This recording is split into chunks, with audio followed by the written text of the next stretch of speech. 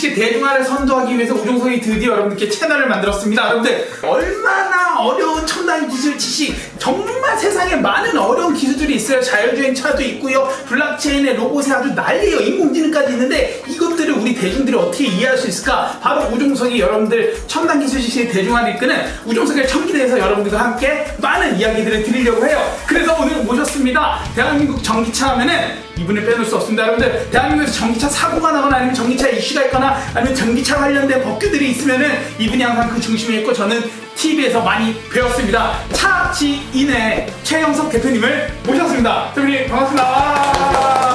간단한 소개 부탁드리겠습니다. 네. 네, 저는 최영석이고요. 네. 차지인이라는 전기차 충전 플랫폼 회사의 대표를 맡고 있습니다. 네네네. 저희 회사는 이제 규제 샌드박스라든지 이제 전기차 충전 특구 관련돼서 이제 현재 규제가 많은 것을 해결하기 위해서 네. 많은 노력을 하고 이제 충전 관련돼서 사업을 하고 있는 회사고요. 네. 주로 지금은 이제 사고 기록 분석 쪽은 네. 경찰관들 주로 이제 교육을 하고, 네. 정부기관들과는 자율주행 관련 법규를 만드는 거, 그리고 실용적으로 이제 확인하기 위해서 들어가는 그런 주로 하고 있고요. 오늘 최영석 대표님과 함께하는 첫 번째 에피소드는 네. 과연 전기차가 흥하게 될 경우는 중동이 망할까요? 망하지는 않을 것 같은데 네. 업종 전환은 할 것 같아요. 중동이 업종 전환. 네. 그러면은 전기차가 흥하면은 중동이 석유를 파는 데 있어서 타격이 정말 심할까요? 타격이 제법 심할 것 같아요. 그리고 전기차 때문만이 네. 아니고요. 네네. 사실 이제 수소차까지 네. 제대로 이제 간다 그러면 정말 타격이 더 심해질 거예요. 그러면은 수소차랑 전기차가 지금 뭐 대한민국에서 주유소가 굉장히 몇백 개가 있다가 많이 줄어들었다고 저는 지금 듣고 있는데, 그런 것들이 어떻게 보면 전기차의 영향에 의해서 발생한 것일까요, 대표님? 일단 전기차 영향도 있고요. 네. 그리고 이제 환경 규제 때문에 어쩔 수 없이 이제 기름을 적게 쓰고, 예를 들어서 예전에 1리터 가지고 5km 갔는데 네. 1리터 가지고 20km 가는 차를 만들어래요. 일단 소비자 규제 때문에 4분의 1로 줄었잖아. 기름을 덜 쓰죠. 그러다 보니까 아무래도 네. 중동에 이렇게 화려하게 사시던 그분들은 네. 점점 이제 마음이 졸리고 설정이 되게 줄어들고 네. 그러다 보니까 아무래도 전기차나 수소차가 발전하는 거에 대해서 방해를 하거나 이런 움직임도 있나요? 돈이 많잖아요. 네. 똑똑한 사람들이 되게 많아요. 네. 그 사람들 시켜서 연구를 하겠죠. 뭐 해야 될지. 방해를 하는 게 아니고 네. 이걸 가면서 자기들이 가지고 있는 강점을 가지고 사업화시킬 수 있는 쪽으로 이제 더 연구를 지금 하고 있어요. 그러면은 대표님, 혹시라도 중동에서는 전기차를 개발하는 케이스는 없죠? 아직까지는 없어요. 역시 중동에서는 전기차를 개발한다거나 수소차를 개발하는 케이스는 없다. 네. 그런데 이제 네. 산업의 중심이 바뀌기 때문에 이제 네네. 거기에 맞춰서 움직이려고 그러고 있고요. 예를 들어서 뭐 삼합 넓잖아요. 네. 거기에 이제 넓죠. 태양광 쫙 해서 전기를 만든다거나, 아니면 이제 기름 가지고 네. 수소를 추출한다거나 기름으로 수소를 추출한다거나. 하는 그런 다양한 방법들을 가지고 이제 타겟을 바꾸는 거죠. 그러면은 우리 대중들이 많이 궁금해할 것 같아요, 대표님. 이제 아무래도 아랍 사람들 보면은 이제 부호, 돈이 많잖아요, 다들 그렇게 생각하는데, 전기차나 수소차에 의해서 타격을 정말 심하게 받는 거 몇 년 정도 보십니까? 한 10년? 앞으로 10년 안에요. 2030년쯤 되면은 눈에 중동이 가시화돼서 보일 거예요. 예를 들어서 지금 네. 우리나라 같은 경우는 제주도 네. 전기차가 예상보다 좀 많이 보급이 된 편이거든요. 제주도에 그러면은 우리 주유소 사장님들은 굉장히 많이 힘들기 힘들기 시작하면 눈에 보이죠. 그죠? 렌트카는 렌트카도 지금 전기차가 많이 전기차가 이제 그래요? 있어요. 제주도에도? 네, 그러다 보니 이제 더 눈에 띄죠. 그래서 제주 같은 경우에는 이제 전기로 변하면서 약간 눈에 띄는 정도. 네. 아직 육지 같은 경우는 그렇진 않고. 아직은 육지 같은 경우는 그렇지 않고. 근데 이제 전동화 부분이 아까 말씀드렸듯이 네.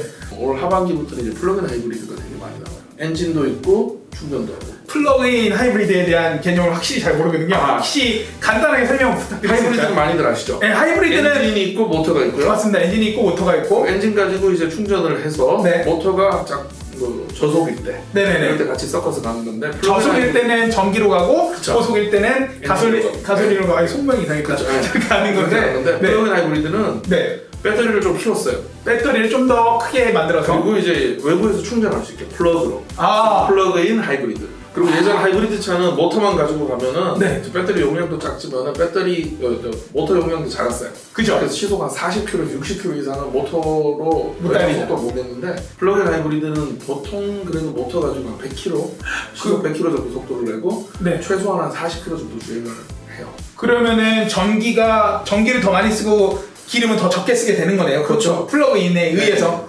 대표님 그러면은 플러그인 하이브리드 그러면은 기름을 넣는 통도 있고 전기를 뽑는 것. 그렇죠. 둘 다를 쓰는데요. 이제 사람들이 어떻게 바뀌냐면은 네. 기름을 안 써요. 비싸서.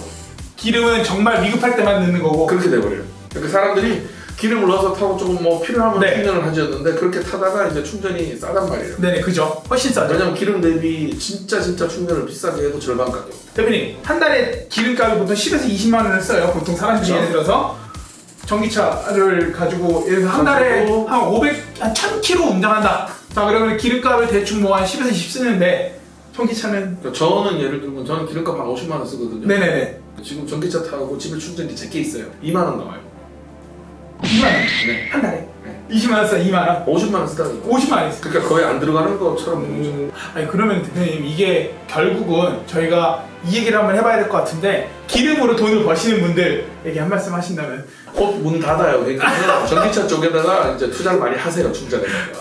네. 우리도 아랍머니 좀 받아봅시다. 아 예. 알아. 그리고 진짜 미국이 기름 엄청 팔더라고요. 네. 다시 보니까. 지금 이제 제1위 산유국이 됐죠. 맞아요. 예. 그래서 어쨌든 지금 전기차 화성하면 중동은 망하나요라는 간단한 에피소드 갖다 한번 대표님이랑 정말 간단하게 얘기를 해봤는데 완전히 망하진 않아요. 그죠? 하지만 지금처럼 그 기름 부자는 맞아요. 정말 엄청난 부자였잖아요. 답이 안 나올 정도의 부자였는데 향후에는 그 정도까지 안 갈 거예요. 여러분 우리 대중들이 오해하면 안 되는 게 기름이라는 건요 항공유도 쓰이고요. 그러니까 기름을 축출을 해낸 다음에 거기 항공유로도 쓰고 등등 뭐 여러 가지 그렇죠. 쓰고 가솔린, 있고 그죠? 음료, 맞아요. 나프타, 톨루엔 뭐 등등등. 여러분들 그런 순서로 있기 때문에 꼭 그 전기차로 인해서 중동이랄까 어쨌든 이 기름을 파는 국가들이 뭐 망하거나 이러지는 않지만 어려움이 있기 때문에 그들도 여러 가지 연구들을 하고 있고 결론적으로는 이 전기차 시대의 그 트렌드를 같이 따라가지 않을까라고 생각을 듭니다. 한 100년 동안은 잘해 먹었는데 네. 이제 앞으로 한 100년은 그거보다는 좀 못해질 것 같아요. 맞습니다. 자, 오늘 우정석의 첨기대 최영수 대표님 모시고 첫 번째 이야기 해봤는데 또 두 번째, 세 번째 또 재미난 이야기들도 한번 네. 우리 대중들에게 우리 첨단 기술 지식을 한번 대중화시킬 수 있게끔 한번 해보도록 하겠습니다. 지금까지 우정석의 첨기대였습니다. 감사합니다.